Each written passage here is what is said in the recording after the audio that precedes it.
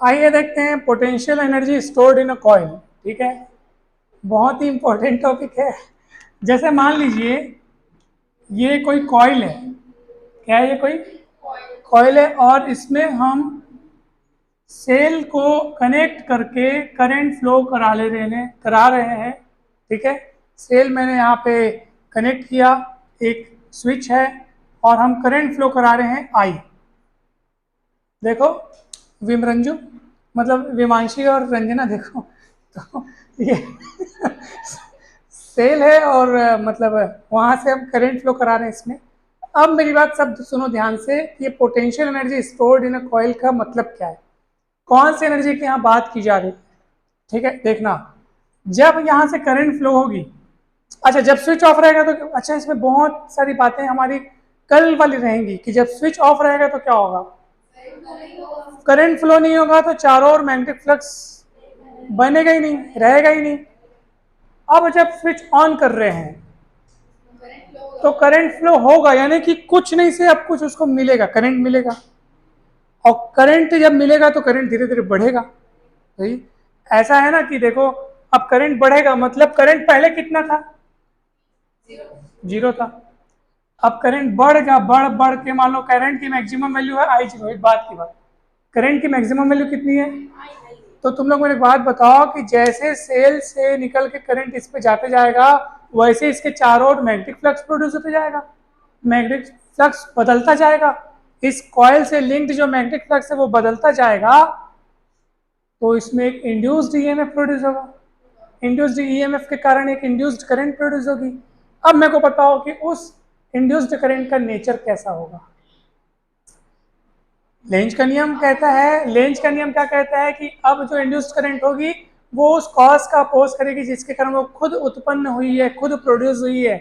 तो मेरे को एक बात बताओ कि यहाँ इंड्यूस्ड करंट किसके कारण प्रोड्यूस हुई है, मेन करंट के बढ़ने के कारण, क्योंकि मेन करंट पहले जीरो थी, मेन करंट जीरो थी, वो मेन करंट क्या हो रही है, बढ़ रही है। मेन करंट बढ़ रही है तभी तो इसे लिंक्ड मैग्नेटिक फ्लक्स बदल रहा है, तभी तो इंड्यूस्ड करंट प्रोड्यूस हो रही है। तो इंड्यूस्ड करंट का बिहेवियर कैसा रहेगा कि वो मेन करंट के फ्लो होने का, वो कैसे कर पाएगी, मेन करंट के फ्लो होने का अपोजिट फ्लो होकर, किसी का अपोज करना है तो उसके अपोजिट फ्लो होना पड़ेगा। समझ में आ रहे हैं। अब मेरे को एक बात बताओ कि जैसे मान लीजिए मेन करंट इधर जा रही है तो इंड्यूस्ड करंट किधर जाएगी, करेक्ट, अब इधर जा रही है, ये इंड्यूस्ड करंट है, इंड्यूस्ड करंट। समझ में आ रहा है। अब सुनो मेरी बात ध्यान से, खेल को समझो, थोड़ा सा शांत रहकर खेल को समझो। इंड्यूस्ड करंट यहां से जब फ्लो होगी तो इस करंट को आगे बढ़ने में मशक्कत करनी पड़ेगी, मुश्किल जाएगी बेचारी को, क्योंकि इसके मार्ग में पहले कोई नहीं था, अब इंड्यूस्ड करंट आ रही है तो इसको आगे बढ़ने के लिए थोड़ी मुश्किल होगी। मुश्किल होगी मतलब आगे बढ़ने के लिए जद्दोजहद करनी पड़ेगी, इसको अधिक ताकत की जरूरत पड़ेगी, अधिक काम करना पड़ेगा। मदद कौन करेगा ज्यादा मतलब कौन ऐसी चीज है जो इसको आगे बढ़ने में मदद करेगी, वो सेल ही तो है बेचारा। सेल ही इसको आगे बढ़ने में जो काम जिसको करना है वो ये करेगा। करंट कहाँ से, करंट आखिर किसकी देन है, करंट आखिर सेल की देन है, तो उसी को मदद करनी पड़ेगी, वही आगे भेजेगा करंट को। इसका इसके विरुद्ध उसको आगे बढ़ने में सेल को ज्यादा काम करना पड़ेगा, और जो काम इस सेल को करना पड़ेगा ना, वही काम उस कॉइल में एनर्जी के रूप में स्टोर हो जाता है, जिसको अपन बोलते हैं potential energy stored in coil. समझ में, potential energy stored in a coil. तो कौन सा कार्य, इंड्यूस्ड करंट के विरुद्ध मेन करंट को आगे भेजने में जो कार्य करना पड़ता है, वही कार्य जो एक्स्ट्रा जो कार्य होता है ना, वो उसमें पोटेंशियल एनर्जी के रूप में स्टोर हो जाता है। कितना समझ में आया कि नहीं पहले बताओ। तो फिर अच्छा एक और बात सुनो, वो तो ठीक है आगे बढ़ने में, तो आगे बढ़ तो रही है करंट, वो तो ठीक है, लेकिन शुरुआत में करंट कितनी थी, जीरो थी। बढ़ के कितनी हो रही है, ये आई जीरो क्या है बताऊं, उस करंट की पीक वैल्यू है। पीक वैल्यू मतलब समझ रहे हो आप, पीक मतलब शिखर, मतलब सबसे मैक्सिमम वैल्यू है। मैक्सिमम वैल्यू तक ये करंट पहुंची भी नहीं रहती, मेन करंट जो है, मेन करंट जो है वो मैक्सिमम वैल्यू तक कि ये पहले से वो प्रोड्यूस हो चुकी होती है। क्यों होगी, होगी भी क्यों नहीं, क्योंकि जैसे ही करंट जीरो से बढ़ना चालू कर रही है इसके चारों ओर मैग्नेटिक फ्लक्स बदलना चालू हो जाएगा। मैग्नेटिक फ्लक्स का अस्तित्व कब चालू होगा बताओ, कब मैग्नेटिक फ्लक्स जनरेट होगा बताओ? जैसे ही करंट जीरो से थोड़ी बहुत बढ़ेगी, चारों ओर मैग्नेटिक फ्लक्स पैदा होते जाएगा, बढ़ते जाएगा, और मैग्नेटिक फ्लक्स जैसे बढ़ते जाएगा, इसका मतलब इंड्यूस्ड करंट बहुत पहले से प्रोड्यूस हो जाएगी, ये अपने पीक तक पहुंची भी नहीं रहेगी और ये प्रोड्यूस हो जाएगी। समझ में आ रहा है मैं जो बोल रहा हूँ, समझ में आ रहा है ना? तो जब तक ये पीक तक पहुंचे ये आगे बढ़ने लगेगी।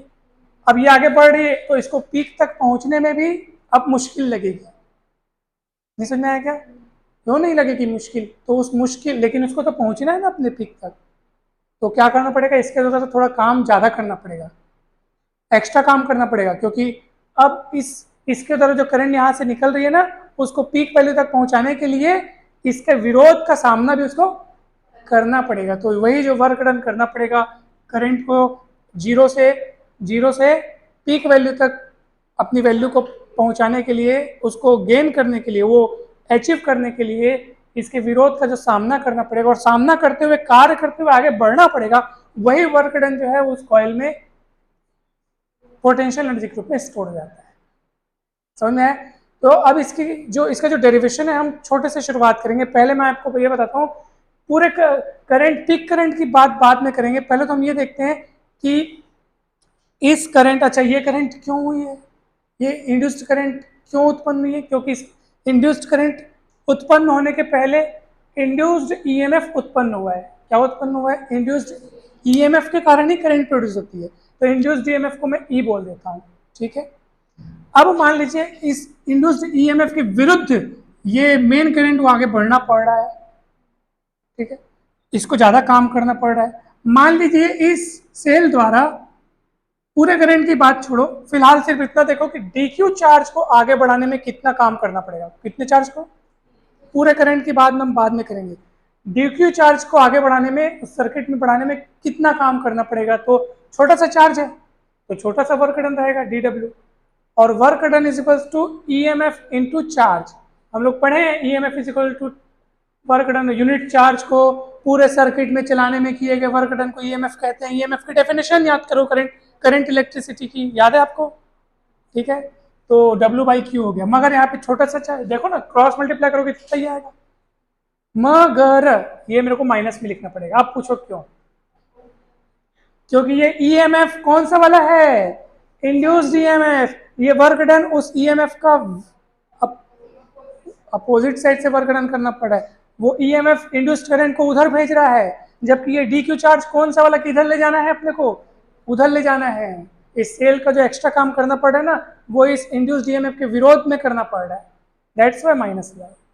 समझ में आ रहा है? चलो अब सुनो मेरी बात। अब इस E की वैल्यू हम लोग क्या पढ़े हैं बताओ? फैराडे के नियम से E की वैल्यू क्या पढ़े हैं? आप लोग पढ़े होगे कि E is equals to minus L d I by d t. आप लोग पढ़े होंगे ना, उसी दिन हम लोग डिराइव किए थे Faraday's law of electromagnetic induction में। अगर आप लोग रिवाइज करते होंगे तो आपको पता होगा। चलो E की वैल्यू रखो, कितनी होगी बताओ? Minus L d I by d T into D Q. Clear है? अब सुनिए आगे, अगली लाइन में देखो क्या हो जाएगा। Minus L d I by d T जो लिखा है ना, उसको मैं डी क्यू के साथ कर देता हूँ, अर्थात D q by d T कर देता हूँ, और डी टी को इधर बैठा दिया। क्यों? क्योंकि हम जानते हैं कि I is equal to d q by d t होता है। रेट ऑफ चेंज, मतलब वही flow of charge with respect to time is called current. Current का डेफिनेशन है। तो अब d q by d t की जगह मैं रख दूंगा,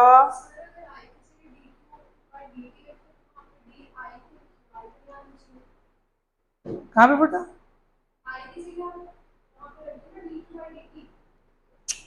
आई की जगह नहीं रखा हूं मैं, ये डी आई है, ये डी टी को मैं डी क्यू के अपॉन में लिख दिया।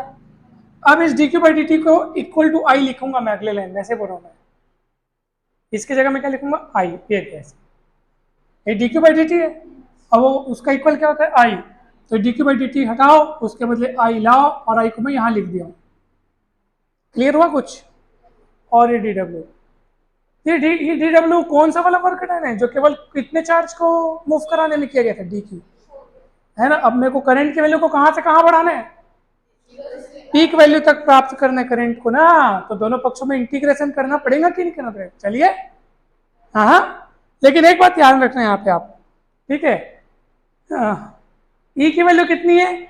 Minus D L by d T. तो आपको बताओ, जब ई की value minus L d I by d T जब रखेंगे तो एक माइनस पहले से है सर, एक माइनस पहले से है, और ई की वैल्यू तुम क्या रख रहे हो? माइनस डी एल बाई, तो माइनस माइनस प्लस होना चाहिए कि नहीं होना चाहिए? ये प्लस हो जाएगा, बस इतना ही ध्यान रखना है। चलिए, अब total work done to increase current from zero to कहाँ थे? Zero to I zero. तो कितना होगा बताओ? ये वर्क डन डब्लू हो जाएगा, इंटीग्रेशन हो जाएगा कितना? जीरो से I zero, L I D I, L बाहर निकल जाएगा, आई का इंटीग्रेशन होगा, एक्स का इंटीग्रेशन होता है ना, तो एक्स स्क्वायर बाई टू होता है। क्या होता है? तो आई का क्या होगा बताओ? और ऐसे ब्रैकेट लगा करके लिमिट्स को ऐसे टांग देते हैं। चलिए, अब बताइए, अपर लिमिट फिर लोअर लिमिट रखना है। अपर लिमिट रखेंगे आई की जगह क्या रखेंगे? आई जीरो का स्क्वायर बाई टू, और लोअर लिमिट रखेंगे जीरो हो जाएगा। उसको लिखने कोई मतलब नहीं है, ये आपका फॉर्मूला आ गया। यही work done potential energy group में स्टोर हो जाता है। तो उसको अपन यू से शो करते हैं, you half L I zero square. समझ में आया कि नहीं बताओ? क्या डेफिनेशन बताया इसकी? में मेन करंट को जीरो से लेकर के आई जीरो तक होने में इस सेल के द्वारा कुछ एक्स्ट्रा काम किया जाता है। क्यों? इंड्यूस्ड करंट का विरोध करना भी पड़ता है ना उसको, तो नहीं करना पड़ेगा? करना पड़ेगा, तो वही है। ओके, ये डेरिवेशन समाप्त।